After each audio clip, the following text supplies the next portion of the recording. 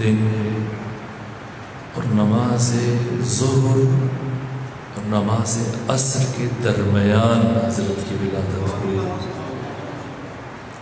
وہ مولود کے خود دوست اور دشمن سب آپ کے بلند ترین مقام کی گواہی دیتے، یہاں تک کہ کسی نے ام المومنین عائشہ سے پوچھا، صفینی بنت محمد، اے ام المومنین عائشہ آپ ہمیں بنت مصطفیٰ کی فضیلت سے متعلق کچھ بتائیے۔ آج کہا جاتا ہے پیغمبر اکرم اسلام کی 4 بیٹیاں ہیں، لیکن مجھے تعجب ہوتا ہے کہ جب ام المومنین سے کہا گیا کہ آپ بنت مصطفیٰ کی فضیلت سے متعلق کچھ بتائیں، تو انہوں نے یہ نہیں پوچھا کہ کون سی بیٹی، 4 ہیں، کس سے متعلق پوچھ رہی ہے؟ نہ، اگر فاطمہ زہرا کے علاوہ کوئی اور بیٹی ہوتی تو ام المومنین پوچھتی کہ بتاؤ کون سی بیٹی سے متعلق، لیکن جیسے پوچھا گیا برجستہ جواب دیا، یا ام المومنین صفینی بنت محمد، بتائیں نبی ذاتی کے عزت و شرف سے متعلق، تو جواب دیا ما اقول فی حقها، میں اس فاطمہ سے متعلق کیا بات کروں جس نے صلت الظہر، ظہر کی نماز پڑھی، وولدت الحسن، پھر حسن مجتبیٰ کی ولادت ہوئی، ثم صلت العصر، اور کچھ لمحوں کے بعد یہی بی بی کھڑے ہو کے عصر کی نماز پڑھ رہی تھی۔ تاریخ انسانی کا واحد شخصیت امام حسن مجتبیٰ جو 2 نمازوں کے درمیان اس کائنات میں تشریف لائے، شام کی طہارت ہے۔ امام حسن مجتبیٰ کی شخصیت کے ابعاد میں چاہ رہا تھا کہ کچھ نہ کچھ آپ کی خدمت میں عرض کروں، لیکن اس درجہ ہجوم تھا کہ راستہ کہ میں اب تک پہنچنے میں تاخیر ہوئی، اور میں اب وقت نہیں بچا کہ میں زیادہ مطالب کو آپ کی خدمت میں عرض کر سکوں۔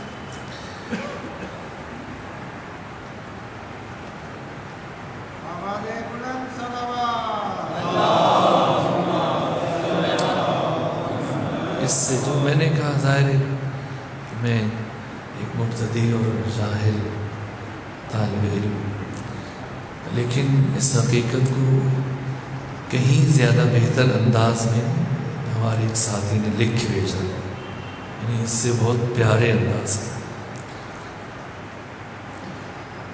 اگر آپ کہیں تو میں اجازت دیں تو وہ کلمات جو انہوں نے تحریر کیے میں وہ پڑھ دوں تاکہ ان کے اور آپ کے عزم میں مزید اضافہ ہو جائے۔ کہا کہ میں اس کی تکریم کیا بتاؤں کہ جس کا پیکر عرش پر سجدے میں تھا، ظہر پڑھ کے وہ حسن کی ماں بنی، عصر میں دونوں کا سر سجدے میں تھا۔ ان کی صحت و سلامتی کے لیے خاندان سیدہ پر بہترین بلند ترین صلوات بھیج دیجیے۔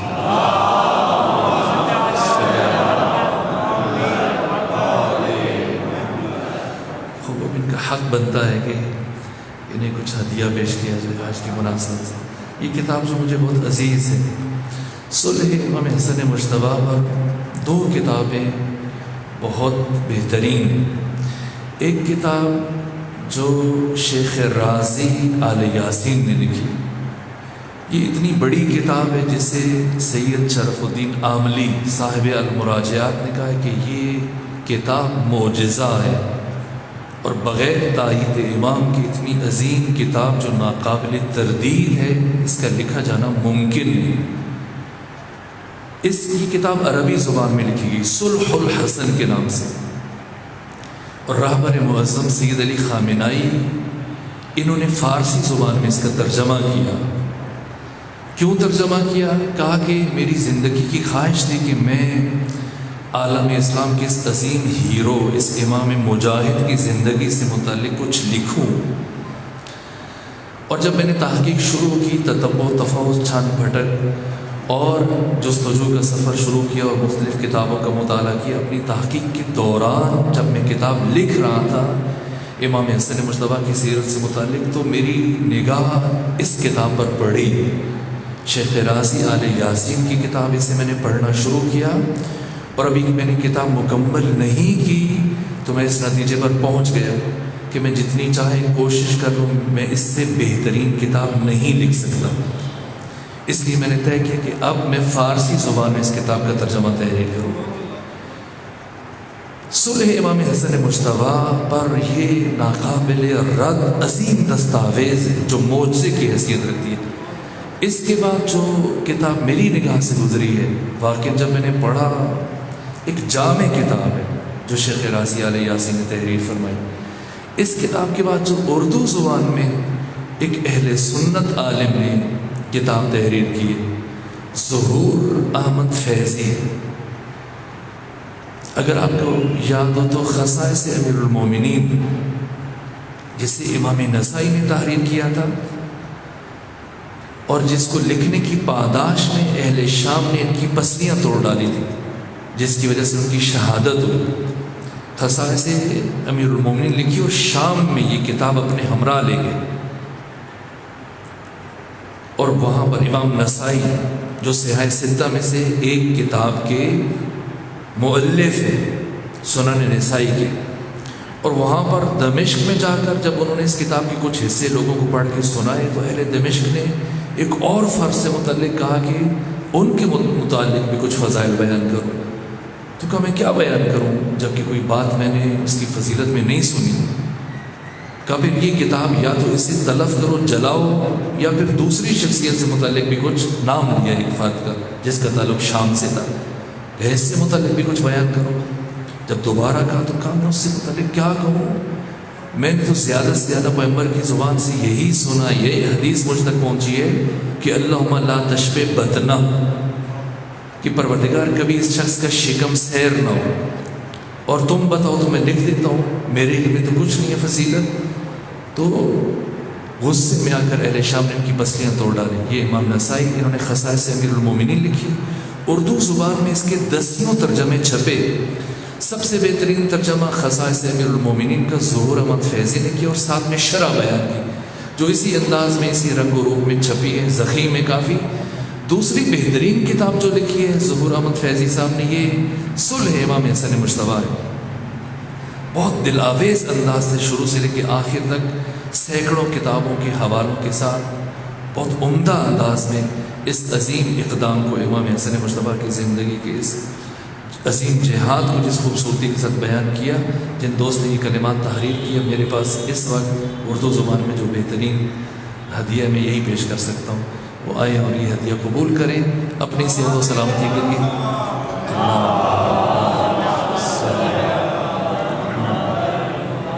پروردگار آپ کو مزید اجر عطا فرمائے، سلامت رہے۔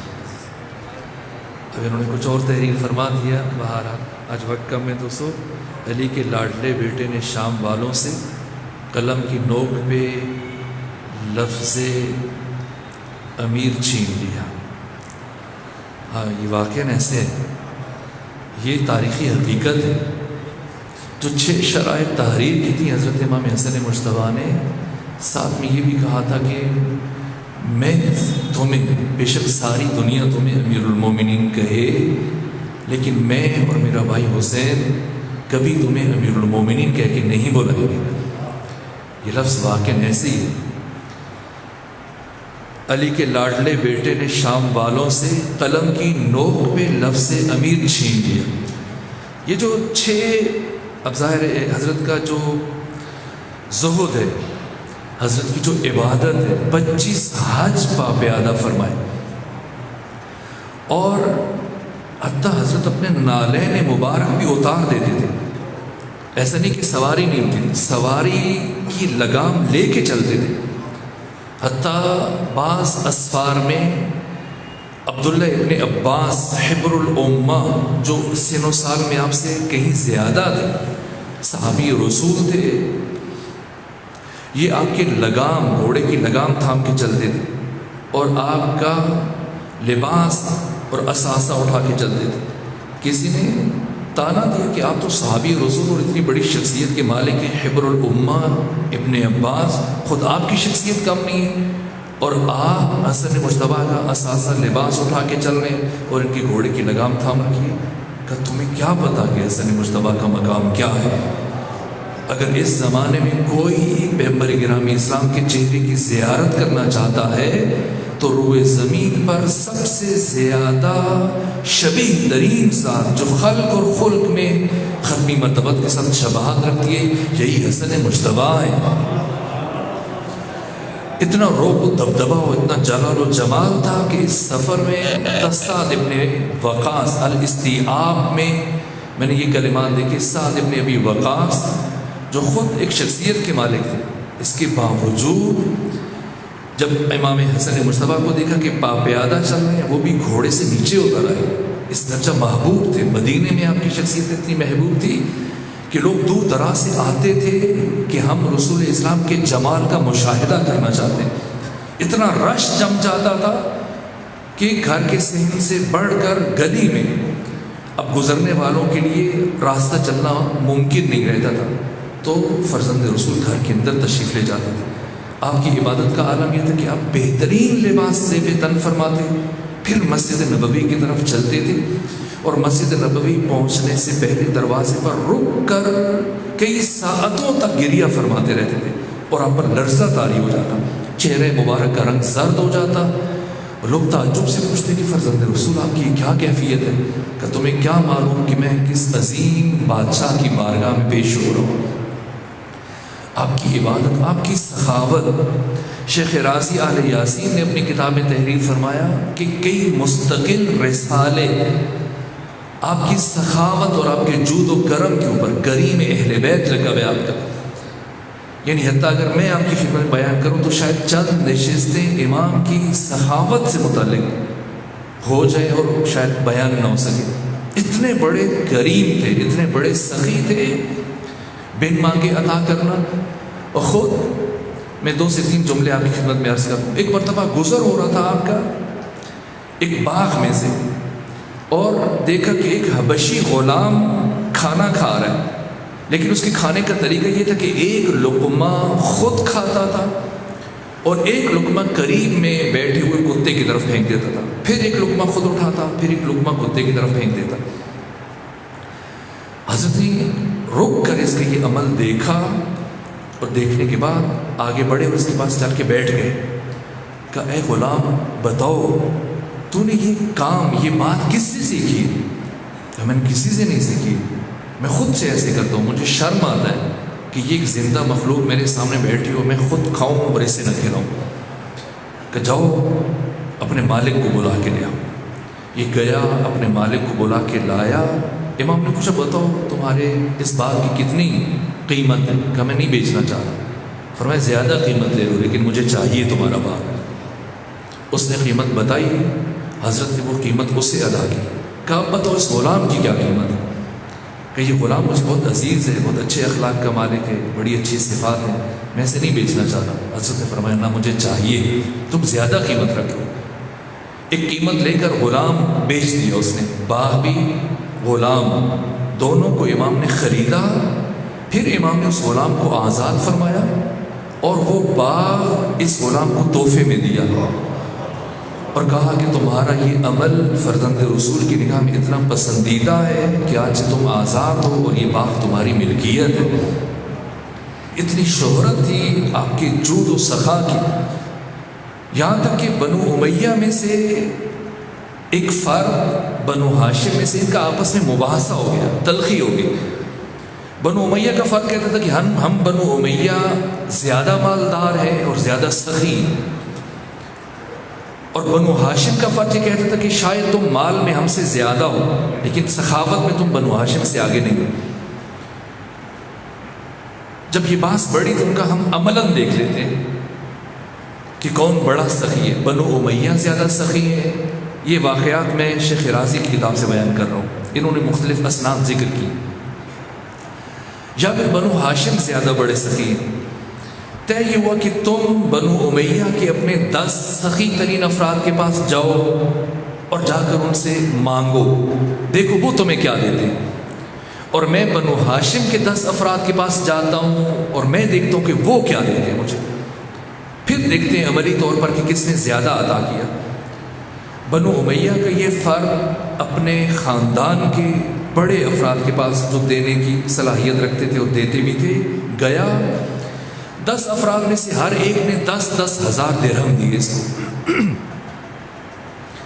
اور جو بنو ہاشم میں سے تھا یہ سب سے پہلے مرحلے میں حضرت امام حسن مجتبیٰ کے پاس آیا، آپ نے اسے 1.5 لاکھ درہم عطا کی۔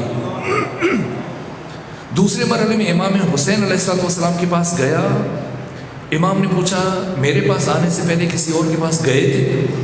کہا آپ کے بڑے بھائی حسن مجتبیٰ کے پاس گیا تھا۔ کہ انہوں نے کیا عطا کیا؟ کہ 1.5 لاکھ درہم۔ کہ اگر ان کے پاس نہ گئے ہوتے تو میں زیادہ بھی دے سکتا تھا، لیکن چونکہ تو ان کے پاس جا چکا اس لیے میں اپنے بھائی حسن مجتبیٰ پر سبقت نہیں لے جا سکتا، اتنے ہی دوں گا جتنے انہوں نے دیے۔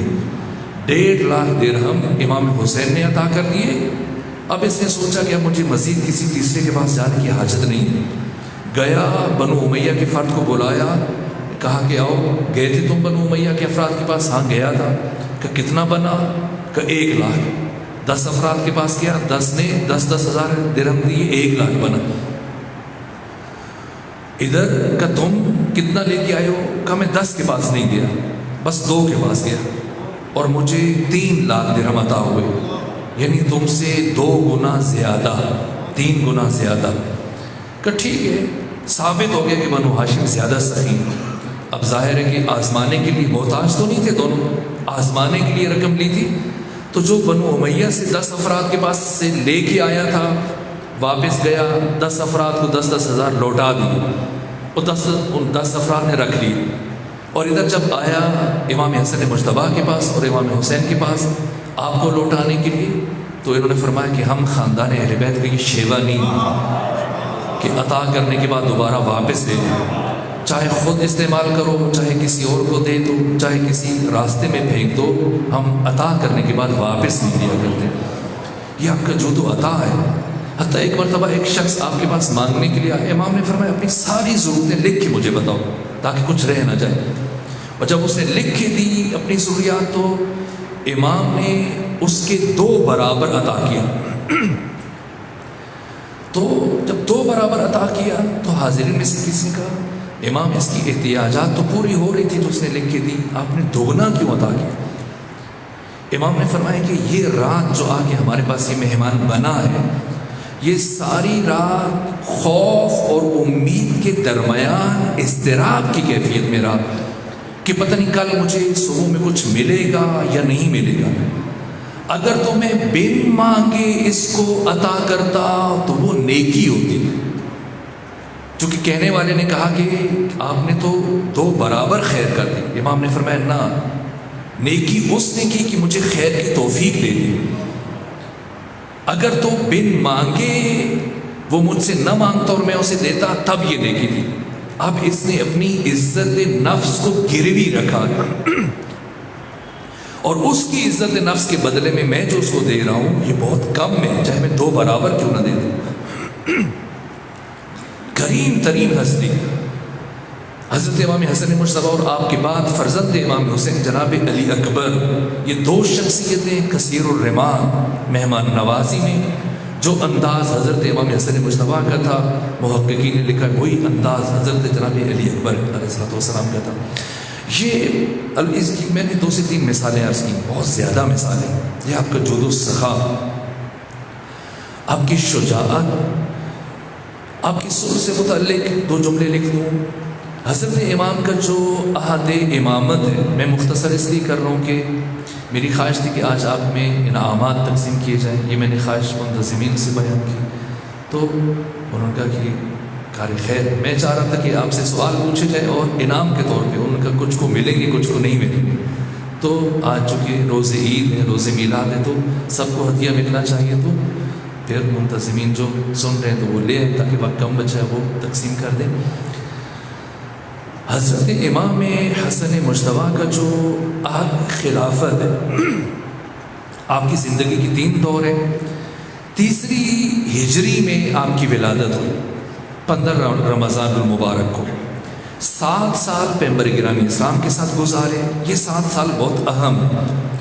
ان 7 سالوں میں ختمی مرتبت نے امام حسن مجتبیٰ سے متعلق جو بیان کیا ہے، اگرچہ 14 صدیوں کا سفر عبور کر کے وہ کم احادیث ہیں جو ہم تک پہنچی، لیکن ان میں سے اگر ایک حدیث بھی پہنچ جاتی تو وہ مقام اور شرف امام حسن مجتبیٰ کے بیان کے لیے کافی تھی.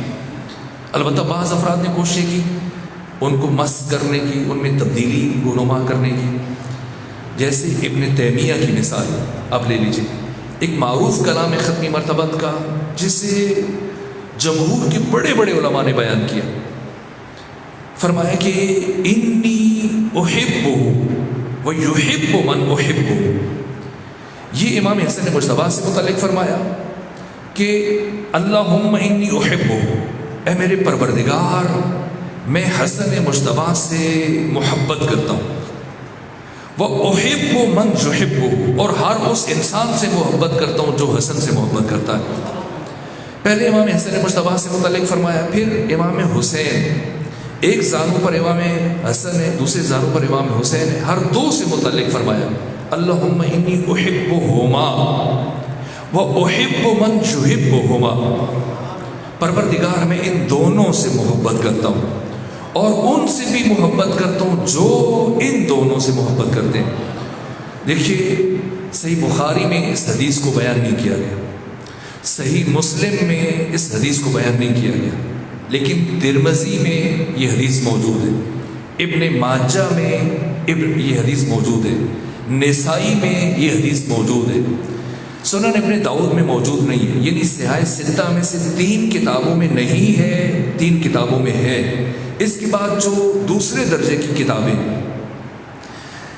ابن حجر اسقلانی نے اپنی کتاب الاستیعاب میں اس حدیث کو بیان کیا. ابن حجر ہیثمی نے، ابن حجر مکی نے اپنی کتاب سوائق محرقہ میں، امام احمد ابن حنبل نے اپنی مسند میں اس کو بیان کیا. اس کے علاوہ ابن اسیر نے اپنی تاریخ میں بیان کیا. اور دوسری بڑی سوائے ابن تیمیہ کے، ابن تیمیہ نے، اور آج اس دور میں بعض اہل حدیث کے، ابن تیمیہ مکتب وہابیت کا بانی تھا اور اس کے بعض پیروکار آج بھی وہ کہتے کہ یہ امام حسن اور امام حسین نہیں تھے، امام حسن اور اسامہ بن زید، یہ 2 افراد تھے. ایک زانو پر امام حسن تھے، ایک پر اسامہ بن زید تھے. تو ان 2 سے متعلق کیوں، یعنی گویا یہ ایک عام سی بات ہے. اور پھر اسامہ بن زید بھی شریک ہو گئے تو شرف خود کم ہو گیا.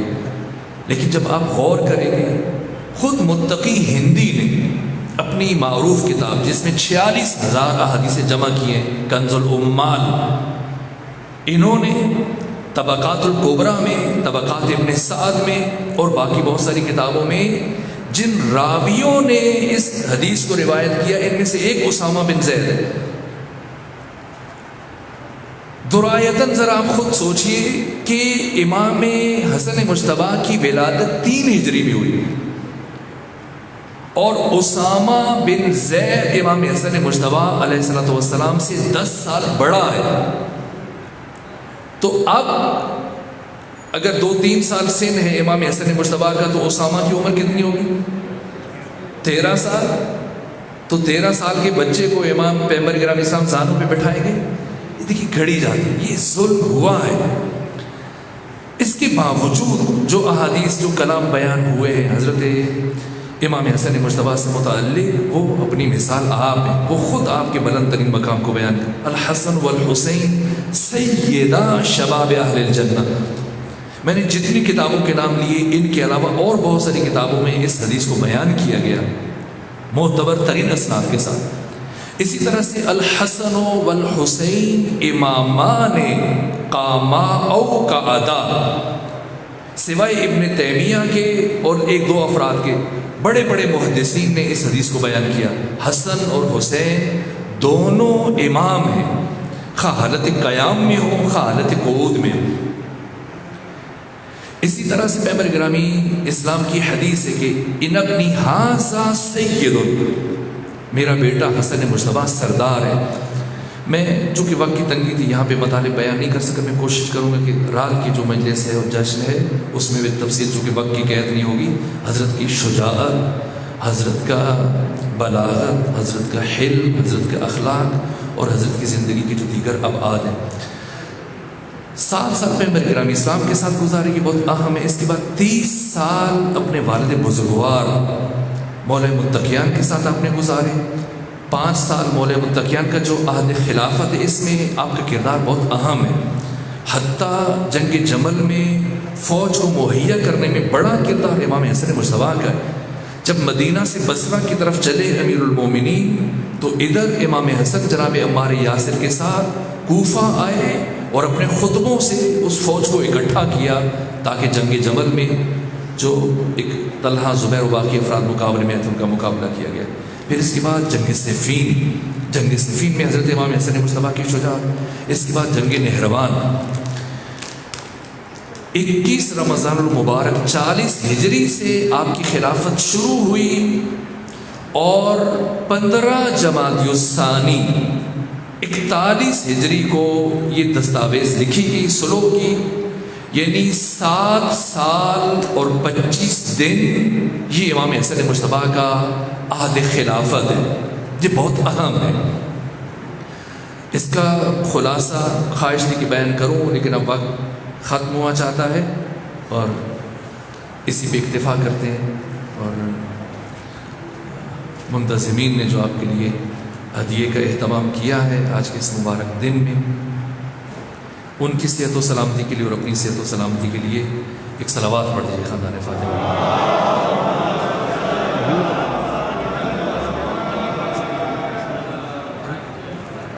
جیسے آپ خود بسم اللہ کر دیجیے تاکہ وقت میں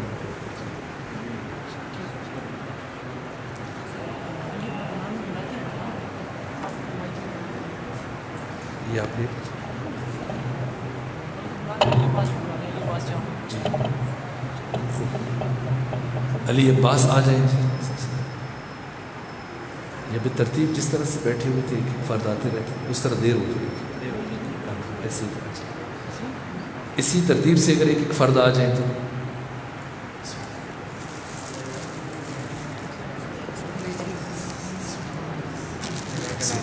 سلامت. ہدیہ جب خاص موقع پہ پیش کیا جائے تو اس کی اہمیت بہت بڑھ جاتی ہے. آپ خود پیش کر دیجیے.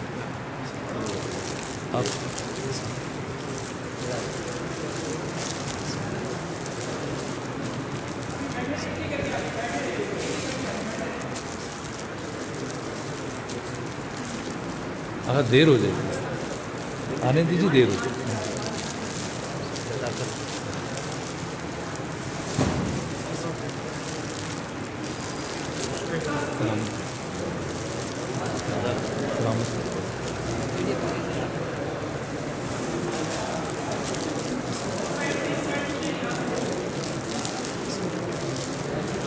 لائن کر لیں گے تو زیادہ اچھا ہو جائے گا. لائن کر لیں.